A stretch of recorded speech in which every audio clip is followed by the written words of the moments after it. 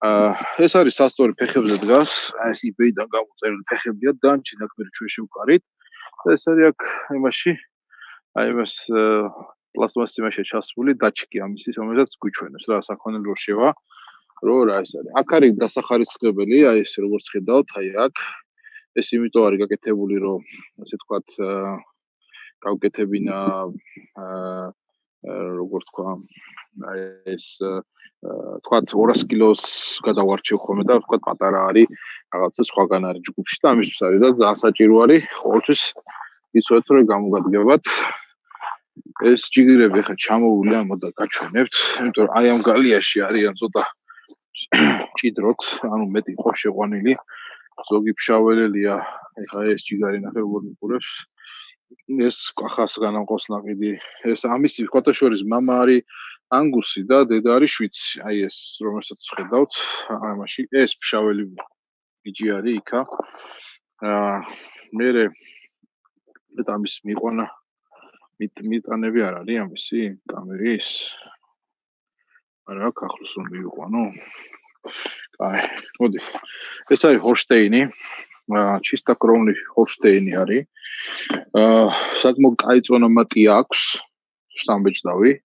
თან მახსოვს და წეღან დამავიდა ჩამეხედა, მაგრამ ძალიან კარგი. ეხლა ეს არის 9 თვის არის ხასაკით. აი ეს არის ანგუსი, რომელიც არის წლისა და 2 თვის. და აი ეს არის დედით აკაურია და მამით არის ანგუსი. ეხლა არის აქ ცოტა დაჩაგრული, იმიტომ რომ პატარა ასაკით ესენ ჩაგრავენ, ამიტომ ჩემ ბრალი არის და ამას თავი კარგად უნდა მიხედოთ. რეალურად რო გითხრა თუმცა გაცილებით ისეთი არის რა. იმენა ანგუსივით არის. თავი ყველანაირი აგებულებით. აი ნახოთ. ეს არის აკაური. ამა ჩემი დანამოყვანილია, რომელსაც ახლა მართვებს და უკანო წაიყვანოს ეს ჯიგარი, რო სამოგეთ უნდა. აი ეს ახლა რო იქექება ამათ ხანვა უყვართ ძალიან რა. ძალიან უსწორდება ხო საიფხანე ხოლმე. ეს მამა ჩემი დანამოყვანს სამოყვანილია, ანუ შავჭრელია, მაგრამ ჰოლშტეინი არ არის. ძალიან მაგარია იგაც, მაგარი გამოვიდა. ეს ჯიგრები არიან, როგორც გითხარით, აი ეს არის ფშაველი. გიორგისგან წამოვიყვანე, გარსევანიშვილისგან. აი ეს ახლა რო ადგა იქით შავჭრელია, უბრალოდ სულად ჩანს, მაგრამ არ ვერ მიუდგები ახლოს. ეგ არის ჰოლშტეინი ყავს დედა და განაყოფიერებული ბელგიურ ლურჯით. გაუმარჯოს, ეს არის თომაძია, რომელიც ახლა შემოვიდა და დაიწყებს კვებას. აბა მოიცა თომაძიას სენიც ნახოთ პრიბორები დასაკეთებს. აი ეს არის, ესე იგი, საკვებები. ყველა გალიაში არის სხვადასხვა სულადობა და აქ წერია სად რომელიც გალიას რამდენი კილო საჭმელი ეკუთვნის. ეს არის უქვევითების ხო? თომაძია. იდების. აი ჩავიდეთ და იქამდე ჩამოვთუმბძეს. აი ჩვენი ანგუსას ისა. დედა ყავს აკაური ამას, ამ ჯიგარს. ეს აკაური არის, მამა ჩემის არის. ოქრო არის. კარგი რამეა. ეს არის წლისა და 4 თვის შვიცი, აი ეს ფეხს მაღალი როა, იქა. ეს გვერდზე რო დგას, ეს არის აკაური ჯიგარი, რომელიც საკმაოდ მაგარი წონამატი მოგცა, იმიტომ რომ მოვიყვანე იყო 290 კილო და ორ თვეში იყო 265 და ბოლო გადაწონა არ მახსოვს, მაგრამ ლამის 300 მიატა რა, მეგონი ეგრე იყო, ორ კვირაში მოუწია გადაწონა. ესეც არის ადგილობრივი. რაო? აჰა. მოდი, ნუ გეშინია შენ. მოდი. ეს არის 550 კილო, ეხლა ჯიგარი წლისა და 4 თვის არის. ესენი არიან ადგილობრივები, აი ხა აი ამ გალიასაც ხედავთ. ესენი არიან ვიყიდეთ მეხუთე თვე ახლა ესენი ჩვენთან არიან. ესენი ვიყიდე კასრის წყალზე. ონკა. საკმაოდ მაგარი განვითარება აქვს ამათაც, ხა გაჩვენებთ. დანარჩენებს იმ დროს სურათი რომ მქონდა დებული რაღაც სასწაული ზურგი რო გაკეთებული, აგ ეს არის იქითკე. ეს შავიც, ანუ ესეც აკაურია, ქართულია. ისე ნახეთ რა მაგარი ბაბონი დაისვა ამან. ხალხაშორის საკმაოდ მაგარი წონამატები აქვს. ეს იყო ის 480 480 კილო რო იყო და მერე რო 501 კილო იყო, აი ეს ჯიგარი არის. ეგა. აი ის იქ თანახეთ რა მაგარია, აი ესა. ესეც ადგილობრივია, მიუხედავად იმისა, რომ თავის მოყვანილობა ძროხისაა, აქ საკმაოდ დარღვეული აქვს თავის ისა. საკმაოდ ისეთია რა ქვია, მაგრად მატულობს და კისერი აქვს ძალიან სასწაული, მოკლედ. აი ეს ჯიგარიც როგორც უყურებთ, არის აქაური ადგილობრივი. აი გადახურვა, ეხლა ეს არის ზედმეტი გადახურვა, რაც მე გავაკეთე, სიმართლე გითხრათ, ამდენი არ ჭირდებათ. თუმცა რა თქმა უნდა, კარგია, მაგრამ ამ ხარჯების ავლა თავისუფლად შეიძლება რა. არ არის აუცილებელი ამდენი ხარჯი რო გქონდეთ. ესენი არიან დეკეულები, რომელიც მამაჩემმა ეხლა პროსტა ძალიან ცუდი წელიწადი რო იყო, ცოტა ხანი ჩვენ აყვავ შეფარებული, ამიტომ უნდა წავიდნენ, სიმართლე გითხრათ და ამათვის არ არის ეს გამოყოფილი. ერთ თვეში დაგვდობენ, ესენი წავლენ თასში და მერე გაგვიჩენენ კიდე ასეთებს, აი ასეთებს გაგვიჩენენ. ესენი არიან ისინი, რომლებიც ამოვიყვანეთ მამაჩემიდან რომ მითხარი და ეს არის რა ქვია. აი ქონია ზუმივით, ხო? აი ნახეთ. ნახე. აი ესე. ესა აქ არის კიდე ერთი რომელიც 5 თვის არის. აი ეს ჯიგარი. თუ არ მომწონს, არა, აი ეს. აი ეს წარქანვარი, ეს არის 5 თვის. იქ ზევით აი ზემოთ ძროხები არიან, ეგ მამაჩემის ლაზარეთია, იქიდან მოყოლილები არიან და იმათგან ვიცით, რომ მაგის ასაკი, რომ მოვიდა მაშინ იყო სულ 2 კვირისა რა. აი ესენი არიან, რომელსაც ძალიან მაგარი წონამატები რო დადეს თქო, რომელსაც გითხარით, რეალურად სადღაც 14 დღეში ქონდათ 17, 18, 16, 20 კილოები, 22 კილო ქონდა მომატებული ერთ-ერთ ნომერს. ან ნომრების მიხედვით არის ჩაწერილი და სულ ვიცი ხმა მათი ისა რა. ეს დეკეულები ისინი არიან. აი ესენი არიან უკრაინიდან ჩამოყვანილები თქო რო გითხარით. და ესენი არიან ესე თქვა ყველაზე დიდები. აი ხა ეს არის 726 კილო, აი ეს ჯიგარი. აი ესა, ეს არის 726 კილო. აი ამათ მოუწიათ ზურგზე აბსცესები ქონათ და მოუწიათ ოპერაციები. აგინა, კედი. არა მოლოკვე ხლა, ვიზრო არ არის. ხო, აი ეს აი ზურგზე კი მოურჩათ უკვე, მაგრამ ამათმა ძალიან ბევრი რა ჩათვალეთ, 60 კილო ქონათ დაკლებული თითოს აი ამ სიტუაციების დროს რა. ძალიან. ესენი არიან დეკეულები, რომლებიც ვიყიდე საატესტოდ. თუმცა ამათ დაკვლას ვფიქრობ და ვაპირებ დაახლოებით 2 თვეში. ამათზე მეტი არ დაჭირდებათ ჩემი ვარაუდით. ერთადერთი რაც გვაქვს აქ გასაკეთებელი ის არის, რომ ესენი არიან აი ცოტას რო ჭამენ იმ პერიოდზე არიან ეხლა ესენი და ამათ მოუწევთ ასე ვთქვათ ეხლა უკვე რაციონის აწევა, ანუ 10 დღეა რა, რაც აკეთები არის დაახლოებით. ხო და ეხლა მოუწევთ ამათ აწევა და დავსვავ უკვე ამათი გრუპას ეყოფა სადღაც ნუ ჩავხედე გადაწონის მიხედვით 24 კილო მოუწევთ რომ ჭამო. და მე უკვე შევხედავ ამათი წონამატებსაც. აი ნახეთ ეხლა ეს მოზრები რომ პატარები რა, ეხლა წარმოიდგინეთ აქ 5-6 თვისები არიან, ზოგი 7 თვისა არის. საკმაოდ კარგად არის. აი ამის ფორმაც, ანუ პერსპექტივა აქვს ძალიან კარგი ეხლა ამას. კი, ასაკითაც პატარაა, წონითაც პატარაა, მაგრამ ფაქტია რომ წონა სასწორსაც კარგად ესეც უყურებ რომ კარგად მემორჩილება. რა თქმა უნდა ეს იჩაგრება, ეს ამ კომანდაში ვაფშე არ უნდა იყოს, აი ეს კონკრეტულად, რომ ესეთები აწვალებენ, ჩაგრავენ და უბრალოდ გალიები რომ მეტი არ მაქვს, ეს რომ დაკავებულია, მაგიტო არიან ესე თქვა დაუხარისხებდნენ, მაგრამ ზოგადად რო გითხრათ, ხედავთ რა ეხლა რაც არის. აქ ასე ვთქვათ, ხო, წყალს სვავენ ესე სამწუხაროდ. ვიწევ ტრაქტორით უკანა წინ ხედავთ, პირი ჩამო ტრაქტორისტი. ესე უსწრებ ხოლმე რა ამერს. ეს რაც არ უნდა იყოს. და ახლა მომავალში მაგასაც გამოვასწორებ. ეს ტრაქტორებია. აი ხა ნახეთ, აქ არის დასუფთავებული ესენი, როგორც შარშან 11-12 მაისი იყო რა. და იმის მერე ეგ მთელი წელი გავიდა. აი ეს ჯიგარი, ამისი ფორმები მართლა რომ კარგი არის. ეს ადგილობრივი საქონლისთვის ვიძახით, თორე რა თქმა უნდა, ამაზე უკეთესებიც არსებობენ და ამაზე უკეთესებიც ვინახია, ნახე უკან წამოიღო კიდე ამ ხორცს ნაწილი. აი, ხედავთ? აი ეს არის ფული. აი ეს არის ფული. ამას მოაქვს ფული. თუმცა ნახეთ ახლა ესენი ვარიან ქართულები და ისინი. ნახე როგორ არის გახეული. ესე უჭიდაობენ და სულ ერთ ამბავში არიან ესენი. აი, ჯიგარი. შეგენას. აბა, რა დამაბარებ? სრულად ინტერნეტ სამყაროსათვის. როგორ აი ეს არის ფული. აი ეს არის ფული.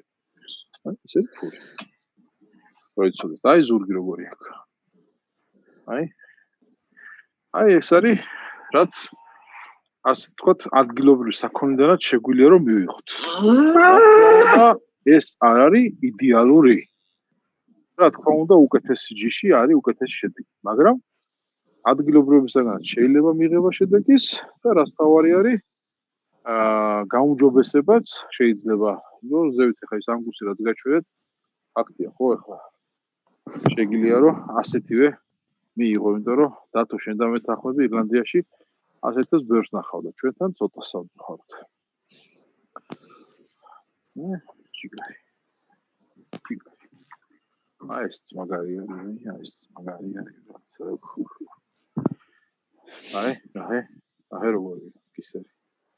აი ეს უნდა მომაჩებს, აი ეს უნდა საბუღეთ და მეც მოწოს რომ კარგი იდეა. უბრალოდ ჩვენთან ჩვენ ხო გარე პირობებში ვყავს და 200 სული ახლა და იმათ ეგრე ვერ დაუწევ ხელოვნურად. თუმცა აი ნახე, აი ეს არის ძალიან კარგი. ძალიან კაი საბუღი არის ჩემი აზრით. აი ახლა აი ის ბეკა ამ ვიდეოს ჩანაწერიც ხო იქნება ბეკა? რავი, თუ მომწევს ტელეფონი მაგის საშუალებას, როცა შევინახო კი. თორე ის კომპიუტერიდან გავუშვი იმაზე რენდერზე თუ რაღაცა რო შეინახოს. ვნახოთ. ხო. ნუ ერთი ეს გალია, რომელიც ესე არ უნდა იყოს რა, სიმართლე გითხრათ, აქ ძალიან ბევრია ამაში. და ამდენი საქონელი არ უნდა იყოს. ამას გეტყვით პირდაპირ. თუმცა ის პატარები, რომლებიც არიან, იქიდან არიან გადმოყვანილები რა, ეს პატარების პარტია რომელიც ყავდა, იმიტომ რომ 200 კილოზე ზევით გადმოიყვანი, მაგრამ აქ მე მაგის სხვაებია შემოყვანილი, რომელიც 500 კილოიანია და ის მე ამას მიჩაგრავს რა, მაგრამ ადგილი არ მაქვს ახლა. ამიტომ ესენი გასთვალისწინებელია ყოველთვის. თუმცა აი ეს ქონდა სულ თავიდან როცა დავიწყეთ, აი აქ შუაზე აი რასაც ხედავთ, ესე გადიოდა და მაშინ ამიტალახდა ყველაზე მეტად რა. და მაშინვე არასწორი იყო. ასე გაკეთება. მე გავაფართოვეთ. ეს გადახურვაც მე გავაგრძელეთ, იმიტომ რომ გადახურვა ისე იყო, რომ მე თელის წვიმის წყალი მე აქ ჩადიოდა შიგნით დატყორავდა ხოლმე. ამიტომ ესეთი რაღაცები გასთვალისწინებელი ყოველთვის, რომელიც ახლა კონკრეტულ პროექტს რო გააკეთებ, იმის მიხედვით უნდა იფიქრო და იმის მიხედვით უნდა ჩამოყალიბო. ანუ საშუალოდ ერთ სულზე რამდენი კვადრატია საჭირო ბექა საშუალოდ? საშუალოდ ერთ სულზე საჭირო არის 20 კვადრატი ჩემ შემთხვევაში. ადგილობრივი ჯიშებიდან რომელია რენტაბელურიო, ადგილობრივი ჯიშები ჩვენც არ ვიცით წასალკე დასახელება, ასე რომ ერთი შემიძლია გითხრათ დასალურები არა, ან ყველაზე ცუდია რენტაბელურობის მხრივ. და მაგიტო ვიძახი მაგას რა. ქარები იცის, მაგრამ ძალიან იშვიათად, არ არის ძალიან ისეთი რთული ქარები, ანუ მესიჯებს ვკითხულობ რა ეხლა და ესა რა ქვია, რაც შეეხება კუჭის დაპატარავებას, მაგი მაქვს ორკვირიანი პროცედურა, ეს წვალების პროცედურა მაქვს 2 კვირის განმავლობაში ხოლმე და მეტი აღარ ჭირდებათ მაგას. სულიად საკმარისი არის. ისეაც ბევრს ნერვიულად ხოლმე მე რეგენი. ხო? აი ესენი ესე ერთობიან, ანუ აი ეს არის რომ ამათი ფსიქიკა ხალხვარი გაცილებით უკეთესი ამ კუთხით, რომ ასენი შედარებით ადვილად ეჩვევიან და არ აღიქვავენ თავს რაღაცა იმაში, განსაკუთრებულ ტყვეობაში და ამიტომ გირჩევთ, რომ ასე ვთქვათ, თქვენს ანალოგიურად ღია ტიპის მიმართულებას მიაწეკით. რა თქმა უნდა, ამას კიდე ეს პლუსი აქვს, რომ ხარჯებში, რა თქმა უნდა, ეს უფრო ნაკლებია, ვიდრე ის, რასაც ჩვენთან ძირითადად აკეთებენ ხოლმე. შენ ძმაო დინჯი საქონელი ხოლია და ჩემთან წარმოვიდგინე ხა ქუთაისელი მოზვერი რა ამბავშია. არა. აი რო გითხო რომ რაღაცა გახეული რო არის ლამის შუაზე ხა, ეგ არის დინჯი. არა, კაცო, ეგ ყოველთვის იქნება. წარმოვიდგინე ქუთაისელი მოზვერი რა ამბავშია ხა იქ. ხა ქუთაისელი მოზვერი ცოტა ბირჟა გაუკეთე, ჩაიცუცქება და დათმანდება მე ეს კაცო. პრობლემა არის. გაიხარე ძმა. ეს არის დასასმელი აქა გაკეთებული. ესე ცოტა დიდი არის. როგორც ტრაილერი რაც შემდეგ დიდი მანქანა შემოვიდეს ხოლმე ესე. და მეორე იქით არის უფრო დაბალი მაგაზინი ფორდების მარშრუტები და რაღაცები ხოლმე. ადრე ამ სასწორზე წონიდი ხოლმე ხა ეს მანქანების და ტრაილერების არის და დასაწოლებელი იყო რა თქმა უნდა და აი გამორით დააწოლებით.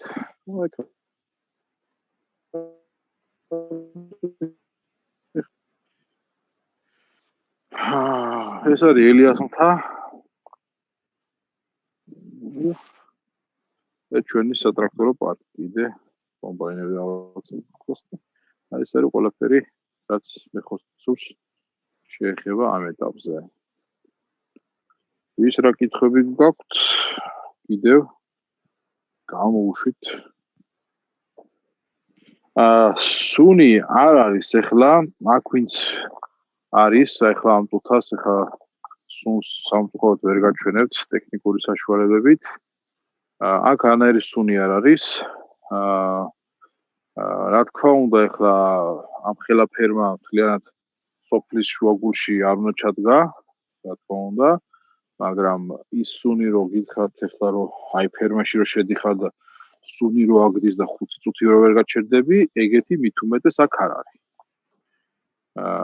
აქ არაერთი სუნი მაგდაგვარი არ არის, პირიქით, შეგვიძლია კორონები რო გადაივლის, ჩავამზადეთ და აქ ვიდგეთ და ვილაპარაკოთ კიდე 1-2 საათი და ჩვეულებრივად შავრ კოსტუმს გვეცვას და წავიდეთ მერე ბანკეტზე. პრობლემა არ არის არანაირი.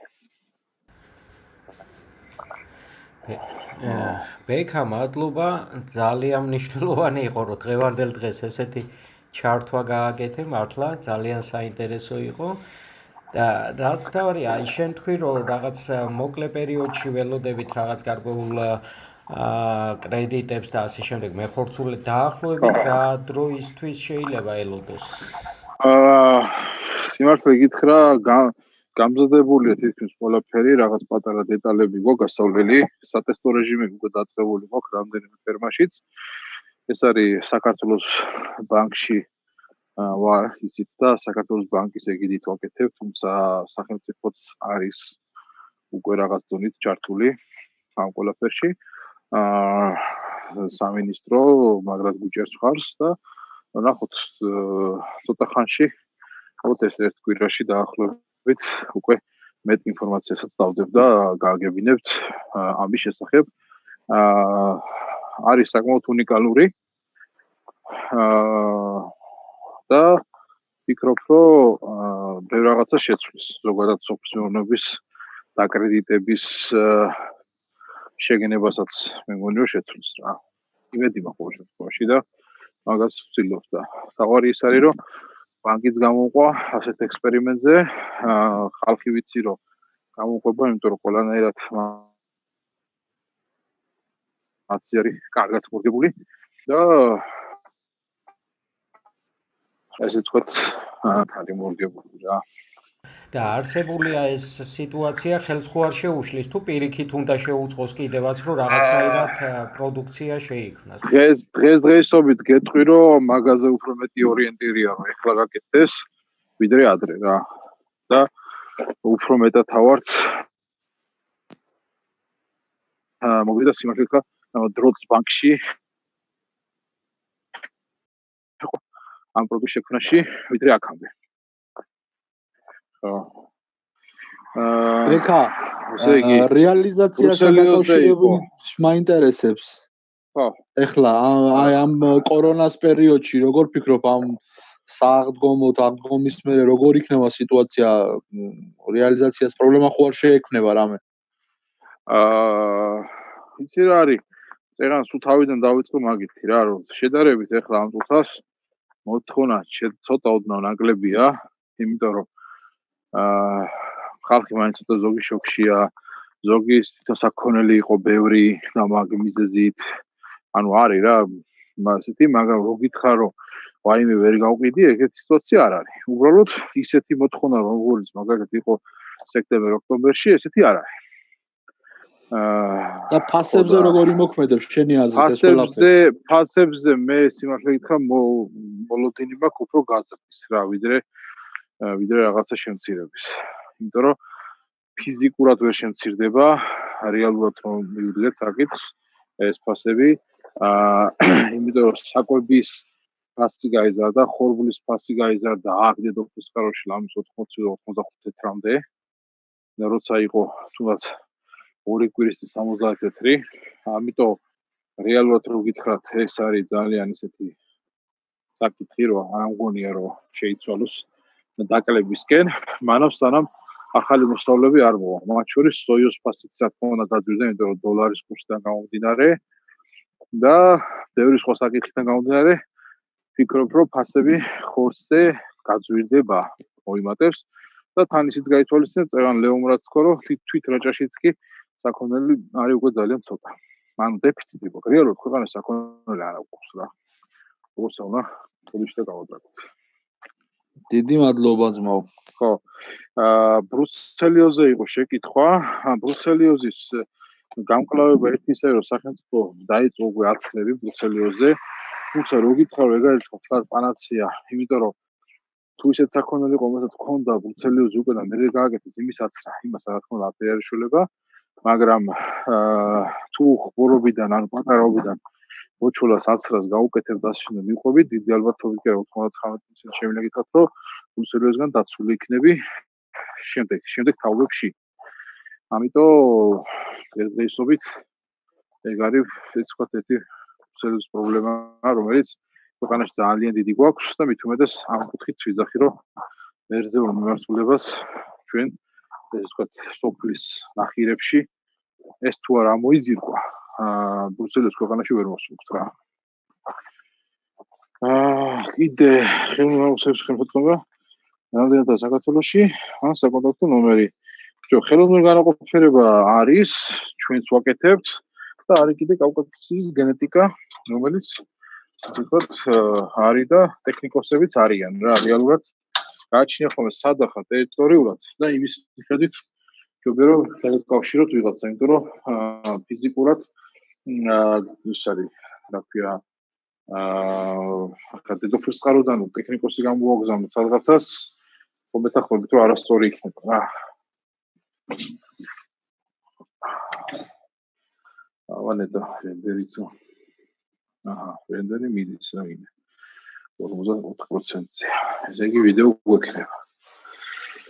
კაი, მეგობრებო, რა ვიცი, თუ კიდე რამე კითხვები აღარ არის, მაშინ ზესტაფონში არის ტექნიკოსი, მე როგორც ვიცი, კავკასიის გენეტიკას უნდა ყავდეს და შეგეხმიანებით, არ ვიცი თოთ რა, და მე მგონი ქუთაისში ლეგა შეხო ხარ მე მგონი, ხო? კავშირზე თუ არა, იდოქში დაგეხმარებით რა მაგაზეც და შეგეხმიანებით და შევეხმენ როცა ის იქნება და მოგეხმარები რა.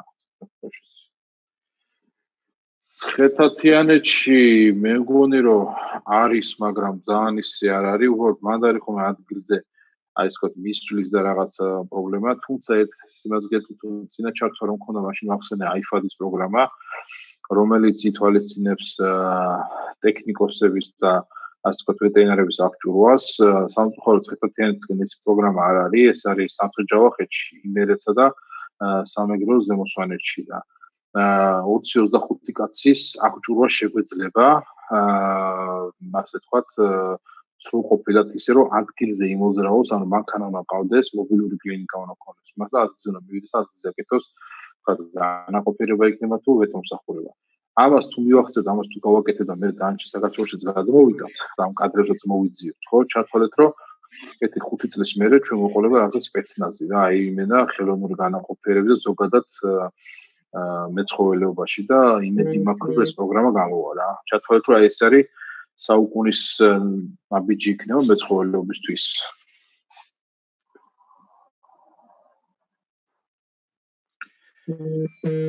მადლობა ყველას.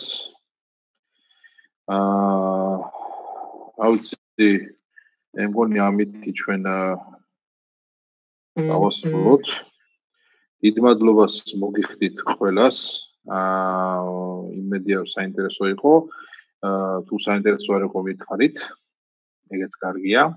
საინტერესო სამომავლო თემასაც შეიძლება დავწეროთ და ისე ვქნა, შეიძლება რაღაცა მეტად შევარჩიო და არის ამ დღეებში მე ვთქვათ, შეიძლება მერძევ მართულება იყოს, შეიძლება ხორბლის წარმოება, რომელიღაც რაც რაშიც რაღაც ცოდნა დამგროვებია ცხოვრებაში, ამას გაგიზიარებს და თავარი მიზანი ამ გაზიარების ის არის, რომ რო გადავა ეს კორონა მორონები და რო გამოიშლებით გარეთ, გაორმაგებული ძალებით უნდა განახორციელოთ ამ იდეებიდან და ამ ნასწავლი რა ვისწავლეთ კორონას დროს, ეს უნდა განახორციელოთ და მეტი პროდუქცია შევქნათ და ვაწარმოოთ და ვარგოთ ქვეყანას. და რაც თავარია არ გავჩერდეთ. ძისფხვნილის სუბსიდირებაზე იყო საუბარი, რომ ქვეყანაში ძისფხვნილი შემოტანილიყო. შეიძლება თუ არა რომ ამან რაღაც გარკვეულ დონეზე ავნოს მერძევეობას საქართველოში, ანუ ნედლი-რძის წარმოებას. დღევანდელი მდგომარეობიდან გამომდინარე იმის გამო, რომ მიბმულები ვართ ძისფხვნილს და ძისფხვნილი არ შემოდის ქვეყანაში რძემაწვენის გარეშე დარჩება ერი, აქედან გამომდინარე, რა თქმა უნდა, დააფინანსეს დაასუბსიდირეს საპროცენტო არა სხვაობა ან კურსთა შორის სხვაობა იმისთვის, რომ დაახრზე რძე არ გაძვირებულიყო და ასე შემდეგ. აი ამ კუთხით. ასე რომ ეგ რო გითხრათ, რომ განსაკუთრებული პრობლემას ქმნის თქო, რა თქმა უნდა, ქმნის, მაგრამ რო გითხრათ, ეგ არ არის, თავარი პრობლემა ის არის, რომ როგორ ვაწარმოოთ მეტი რძე და როგორ ვაწარმოოთ უფრო იაფად. აი ეს არის ყველაზე მთავარი. ანუ ყველას აქვს ხოლმე რომ აი იმიდან ირანიდან შემოვიდა გაყინული რძე და რაღაცა ბიჭო, იქ რო გაყინული რძე არის, რო შექმნა ვიღაცა აწარმოა, გაყინა, მოიტანა შენამდე, დღე გადაიხადა და შემდეგ ეგეც არის, ის დღეს ეგეც და მაინც უფრო იაფი გამოდის. ეს საკითხები არის გასარკვევი. რანაირად უჯდებათ იმათ უფრო იაფი. რანაირად უჯდებათ იმათ იაფი, როგორ უჯდებათ იმათ იაფი და სად არის თუ სიტყვაზე იმიტომ უჯდებათ იაფი, რომ ნავთობიდან მიღებულ თანხას ასხავენ და სუბსიდიას აძლევენ, კი ბატონო, ეს უნდა ვთქვათ, თუ იტყვიან რომ არა, მაგის ბრალი არ არის და ვთქვათ, იმის ბრალი არის ტექნოლოგიის, მაშინ ის ტექნოლოგია როგორ მიაღწიეს ირანელებმა, მოდი ახლა მაგაზე ვთქვათ, მაგაზე ვილაპარაკოთ. მე ვიცი რომ წლების განმავლობაში მაგათმა ჰოლანდიელები გაზიდეს ბლომად, ჰოლანდიელები ირანში და ძალიან გაიმასქნეს ტექნოლოგიურად განავითარეს თავისი რძის მიმართულება, რძის წარმოება. ამიტომ ეგ არის შესაძლებელი ნომერ პირველი, ჩემი აზრით, მე არის სხვა დანარჩენი და მე არის სავიშუშო ეგ ყველაფერი, რომ ჩვენს ვისწავლოთ და ჩვენს შევძლოთ დაბალი დანახარჯებით მივიღოთ უფრო მეტი პროდუქცია, ასე ვთქვათ, მერძეულ მიმართულებაში. მადლობას გისურვებთ ყველას. გაიხარ, კოჩაბა.